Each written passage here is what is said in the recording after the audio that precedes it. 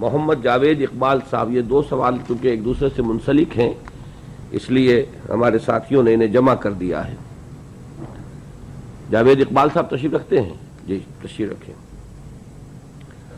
انہوں نے فرمایا کہ پاکستان میں اس وقت کافی ساری تنظیمیں اسلامی نظام و انقلاب کی دعوے دار اور اس سلسلے میں کوشاں ہیں، مثلا جماعت اسلامی، جمعیت علماء اسلام، علامہ طاہر القادری صاحب کی پاکستان عوامی تحریک وغیرہ وغیرہ، اور ایک آپ کی تنظیم اسلامی۔ اب سوال یہ ہے کہ ایک ہی مقصد اور نصب العین کے لیے اتنی تنظیمیں کیوں؟ کیا 1.5 انچ کی الگ الگ مسجد بنا کر ایک مقصد کو حاصل کرنا بہتر ہے یا اجتماعی طور پر؟ کیا ایک عظیم مقصد کے حصول کے لیے آپس کے فروعی اختلافات ختم نہیں کیے جا سکتے؟ آپ نے ایک الگ تنظیم بنانے کی ضرورت کیوں محسوس کی؟ کسی پہلے سے موجود تنظیم سے آپ نے اشتراک کیوں نہ کیا یا دوسری تنظیموں نے آگے قدم بڑھائے؟ آپ نے تمام تنظیموں کو اکٹھا کر کے مشترکہ جدوجہد سے مقصد کے حصول کے لیے کوئی قدم اٹھایا؟ یہ بہت اچھا ہوا ہے کہ یہ دونوں سوالات جو ہیں یہ یکجا ہو گئے۔ ایک صاحب نے خاص طور پر تبلیغی جماعت کا ذکر کیا ہے اور ہمارے دوسرے ساتھی جو ہے انہوں نے جماعت اسلامی اور جمعیت علماء اسلام کا ذکر کیا ہے،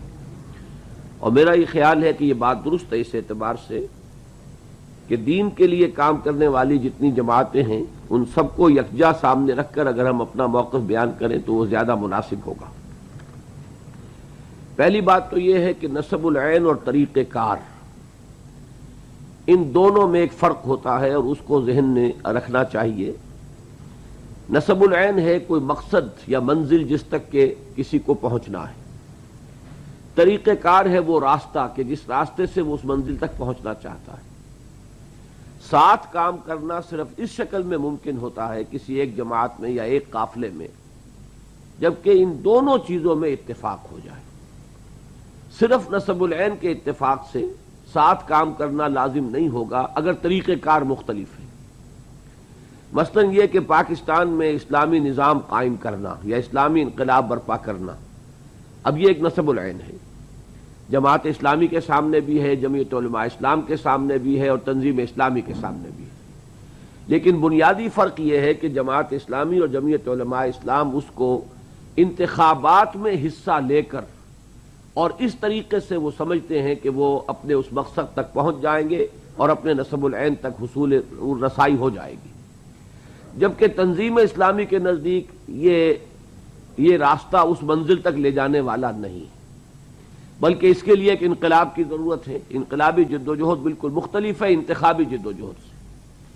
تو چاہے نصب العین ایک ہو، اب ظاہر بات ہے جب راستے دو علیحدہ ہو گئے، ایک ہے انتخابی طریقہ کار سے اس منزل تک پہنچنے کی کوشش اور ایک ہے انقلابی طریقہ کار سے اس مقصد کے حصول کی کوشش،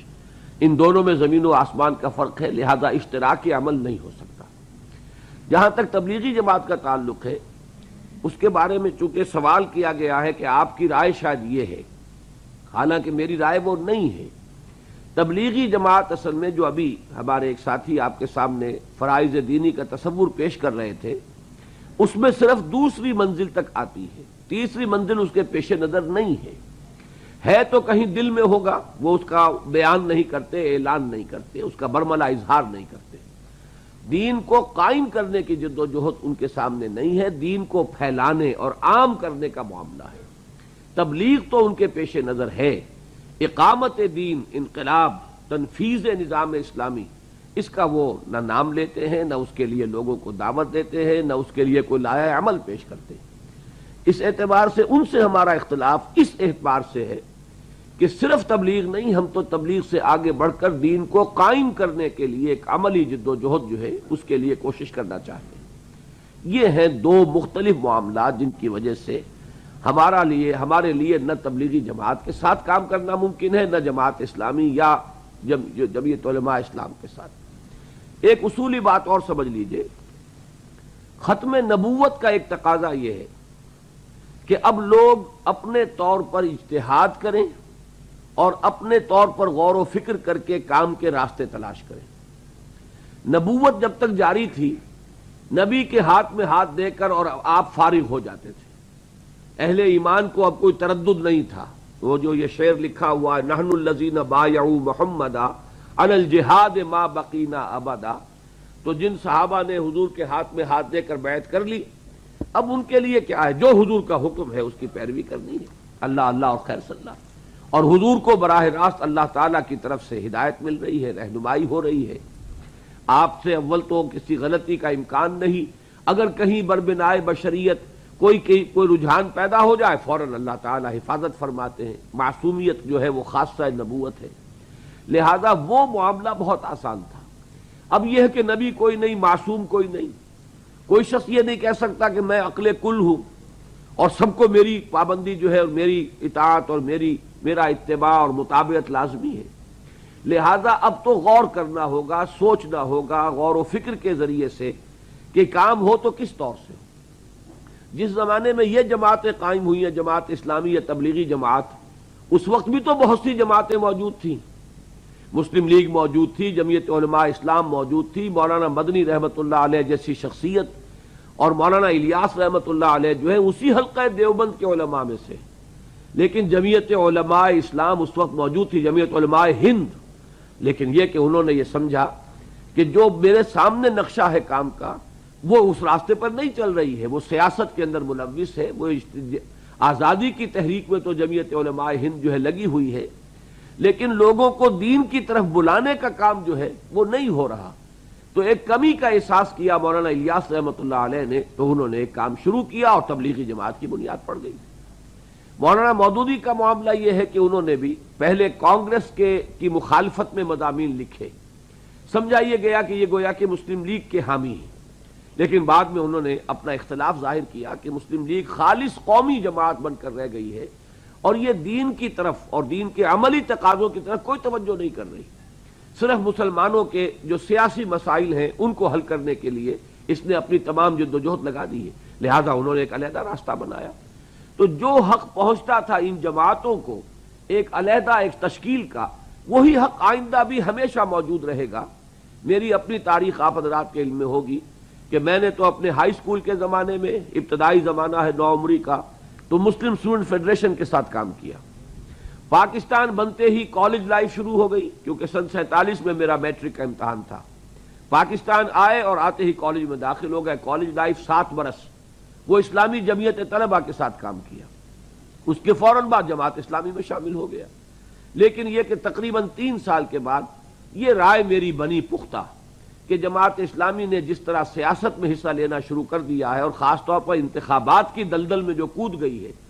تو اس سے یہ اپنے مقصد سے قریب ہونے کی بجائے دور سے دور تر ہو رہی ہے۔ اب یہ تو ہو سکتا ہے کہ میری رائے یہ غلط ہو، لیکن یہ کہ میری رائے تھی، دلائل کے ساتھ تھی، علی وجہ البصیرت تھی، لہذا اب اس جماعت میں نے یہ کوشش تو کی۔ مولانا مودودی مرحوم اس وقت بقید حیات تھے اور وہی امیر تھے، اپنی رائے ان کے سامنے رکھی، جماعت کے اجتماع میں پیش کرنے کی کوشش کی، لیکن جب معلوم ہوا کہ نہیں انہوں نے طے کر لیا ہے وہ اسی راستے پر چلیں گے، تو ظاہر بات ہے ایک شخص یہ رائے رکھتا ہے کہ اس راستے پر چلنے میں وقت کا ضیاع ہے، وہ کیسے ساتھ رہے گا؟ لہذا میں نے علیحدگی اختیار کی اور اس کے بعد سے اپنے طور پر جو بھی بات سمجھ میں آ رہی ہے اس کے مطابق کام کر رہے ہیں۔ اور وہ جیسا کہ میں نے رات عرض کیا تھا، 2 چیزیں ہیں۔ ایک تو یہ کہ یہ خیال کہ ہم چونکہ مسلمانوں کے گھر میں پیدا ہو گئے تو ایمان تو ہمیں حاصل ہے، یہ بڑا مغالطہ ہے۔ ہمیں ایمان پر توجہ کرنی ہوگی اور اس کا منبع اور سرچشمہ قرآن مجید ہے، تو توجہ کو مرتکز کرنا ہوگا قرآن مجید پر۔ لہذا میری جو بھی 25 برس کی اس کے بعد کی یہ تاریخ ہے، اس میں یہ قرآن مجید کا پڑھنا پڑھانا، درس قرآن، اس کے کیسٹ، ویڈیو کیسٹ، قرآن کانفرنسیں، قرآنی تربیت گاہیں، یہ آپ کے علم میں نے اس میں اپنے آپ کو لگایا، اس لیے کہ قرآن مجید ہی منبع ایمان اور سرچشمہ یقین ہے۔ دوسرے یہ کہ ایک نظام کو بدلنے کے لیے ایک انقلابی جد و جہد درکار ہے، اور انقلابی جد و جہد کے لیے انقلابی جماعت ضروری ہے، اس کے قیام کے لیے ہم تنظیم اسلامی کے عنوان سے کوشش کر رہے ہیں۔ اب آپ حضرات کا کام یہ ہے کہ یہ ایک عملی پہلو ہے انہی 2 سوالوں کا، کہ ہر شخص کو اپنی جگہ پر سوچنا چاہیے۔ اول تو یہ کہ اس کا تصور کیا ہے، آیا وہ صرف دین کے انفرادی پہلوؤں ہی پر توجہ رکھتا ہے یا دین کے اجتماعی تقاضے جو ہے وہ بھی اس کے سامنے ہیں؟ آیا وہ صرف تبلیغ دین تک کام کرنا چاہتا ہے یا اقامت دین اور دینی انقلاب کی جد و جہد بھی اس کے پروگرام میں شامل ہے؟ پہلے اسے یہ فیصلہ کرنا ہوگا، پھر اسے دیکھنا ہوگا اپنے ماحول میں کہ اس طریقہ کار پر یا اس مقصد کے لیے کون کون سی جماعتیں اس وقت برسر عمل ہیں، اور جس کے بارے میں دل گواہی دے دے کہ یہ ہے یہی صحیح طریقہ ہے، ان کا ساتھ دینا چاہیے۔ البتہ اپنی آنکھیں کھلی رکھنی چاہیے، غور و فکر جاری رکھنا چاہیے، کوئی تعصب نہ آ جائے کہ اب چونکہ میں ایک جماعت میں ہوں یا شامل ہو گیا ہوں تو اب چاہے کچھ بھی ہو جائے مجھے اسی میں رہنا، نہیں، کوئی بات نہیں ہے۔ جستجو کے خوب سے ہے خوب تر کہاں۔ اگر آج آپ نے یہ سمجھا کہ یہ جماعت بہترین ہے، یہ طریقہ کار بہترین ہے، آپ آج اس میں لازماً شامل ہوں، لیکن اپنی آنکھیں کھولی رکھیں، غور و فکر جاری رکھیں، اپنے دماغ پر تالے نہ ڈالیں، اور تعصب جو ہے اس کو پردے کو اپنی آنکھوں پر نہ پڑنے دیں، غور و فکر جاری رکھیں۔ کل آپ کو محسوس ہو کہ نہیں صاحب اس سے بہتر یہ تو دنیا میں بھی ہم کرتے ہیں، جستجو کے خوب سے ہے خوب تر کہاں۔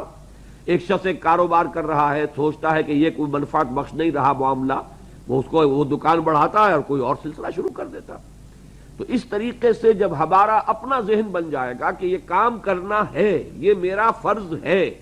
اب اس کے لیے چھان بین کرے گا ہر شخص اور پوری محنت کے ساتھ فیصلہ کرے گا کہ مجھے کس قافلے میں شریک ہونا چاہیے۔ ایک آخری صورت یہ ہے کہ کوئی شخص فرض کیجئے جو بھی قافلے چل رہے ہیں کسی وقت، ان میں سے کسی پر بھی مطمئن نہیں ہوتا، وہ سمجھتا ہے اس میں یہ کمی ہے، اس میں یہ خرابی ہے، اس میں یہ کوتاہی ہے۔ اس کا ایک منطقی نتیجہ نکلتا ہے کہ وہ خود صاحب فکر آدمی ہے، اس کی کوئی اپنی سوچ ہے، کوئی اپنے معیارات ہیں جن معیارات پر کہ وہ تمام جماعتوں اور تحریکوں کو پرکھ کر ریجیکٹ کر رہا ہے۔ اب اس پر لازم ہے کہ وہ اپنی سوچ اور اپنے فکر کو لے کر کھڑا ہو اور لوگوں کو دعوت دے کہ آؤ بھائی میرا ساتھ دو، میری سمجھ میں یوں آ رہا ہے کہ یہ کام اس طور سے ہوگا، یہ طریقہ کار ہے۔ لہذا اس کے اوپر جیسے سابق جماعتوں کو حق تھا جماعت بنانے کا، اس شخص کو بھی حق حاصل ہوگا، اور کیا عجب کہ اللہ تعالیٰ اس کے ذریعے سے اپنے دین کا کام لے لے۔ لہذا ان چیزوں میں گھبرانے کی ضرورت نہیں ہے، کوشش صرف یہ ہونی چاہیے کہ آپ اپنی مثبت بات لوگوں کے سامنے رکھیں۔ مثبت بات کے ضمن میں کہیں کہیں اپنے اختلاف رائے کا بیان کرنا بھی ناگزیر ہوتا ہے، لیکن ایک یہ ہوتا ہے کسی جماعت کی بیخکنی کے اوپر آپ کمر کس لیں، یہ نہیں ہونا چاہیے، بلکہ یوں سمجھنا چاہیے کہ ایک ہی مقصد کے لیے مختلف قافلے چل رہے ہیں، اختلاف رائے ہے طریقہ کار کا، لیکن یہ ہے کہ ایک دوسرے کی ٹانگ نہ گھسیٹی جائے، ایک دوسرے پر جو ہے سب و شتم نہ کیا جائے، گالم گلوچ نہ ہو رہا ہو۔ باقی یہ کہ اپنی اپنی جگہ پر جو طریقہ کار سمجھ میں آ رہا ہے اس پر عمل پیرا رہیں۔ امید یہ ہے کہ اس طریقے سے جیسے جیسے آگے بڑھیں گے انشاءاللہ تعالی فاصلہ جو ہے وہ کم ہوگا، اگر خلوص و اخلاص ہے۔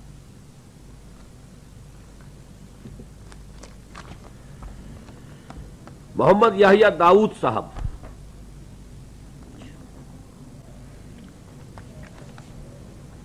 مجھے اس سے تو خوشی ہے کہ آپ حضرات نے اس قدر مفصل تحریریں لکھی ہیں، اس کا مطلب یہ ہے کہ اپنے ذہن کو اپلائی کیا ہے، وقت صرف کیا ہے، اور یقیناً آج کل لکھنے کی زیادہ لوگوں کو عادت نہیں ہوتی، بہت کافی محنت سے یہ کام ہوا ہے، لیکن اب اس میں یہ ضرور ہے کہ وقت کی محدودیت ہے، اور اس میں اتنے طویل بات جب پڑھ کر میں سناؤں گا تو بہت سا وقت اسی میں صرف ہو جائے گا۔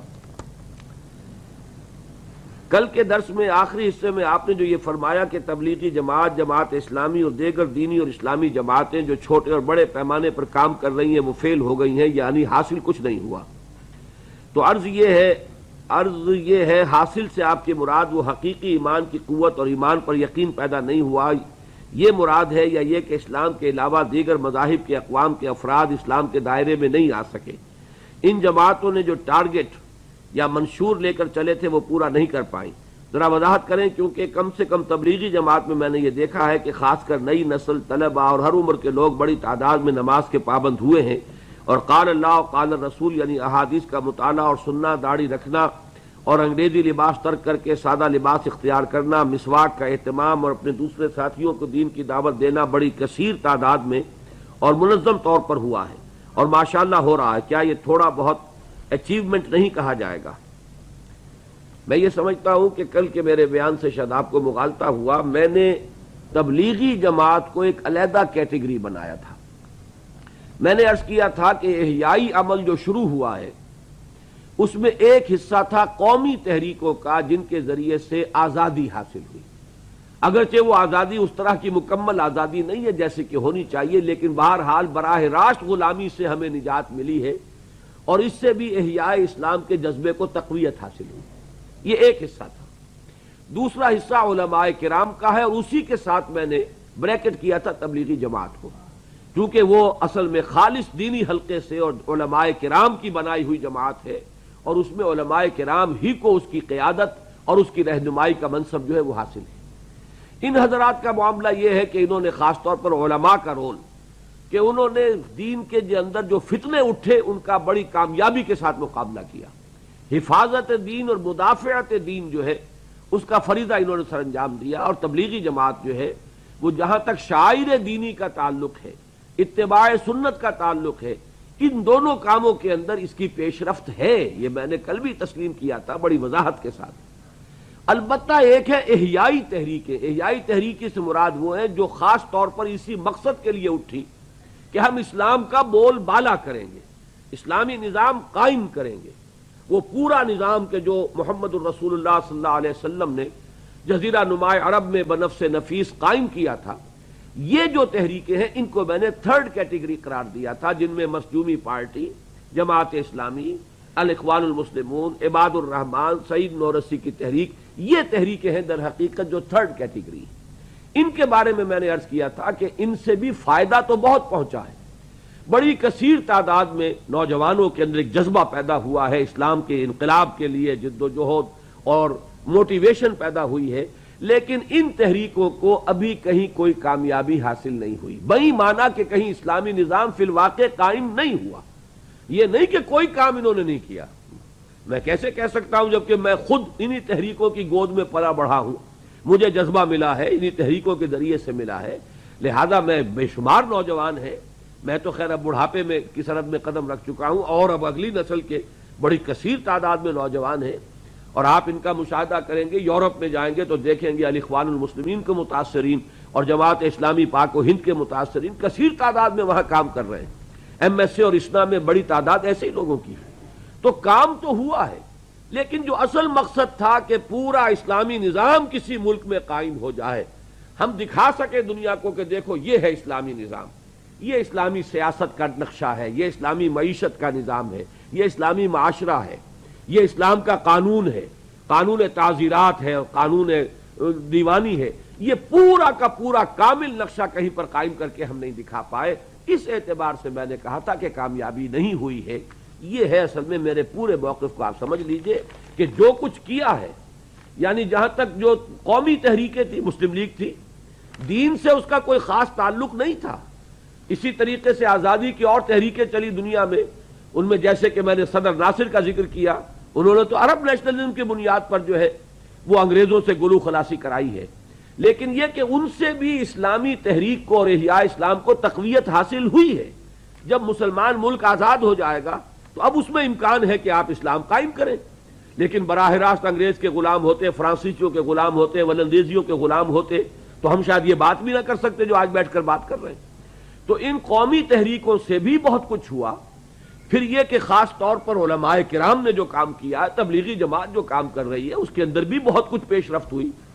ان تحریکوں کے ذریعے سے بھی جماعت اسلامی، اخوان المسلمون، بہت سے نوجوان جو ہیں ان کے اندر ایک جذبہ بیدار ہوا، اور اسلامی نظام پر اعتماد پیدا ہوا کہ ہمارا نظام سب سے اعلیٰ ہے، ہماری سیاست، ہماری معیشت۔ لیکن وہ جو منزل ہے کہ کسی ملک کے اندر کامل اسلامی انقلاب آ کر کامل اسلامی نظام قائم کر کے دکھا دیا جاتا، اس میں ناکامی ہوئی۔ یہ ہے میری صحیح پوزیشن۔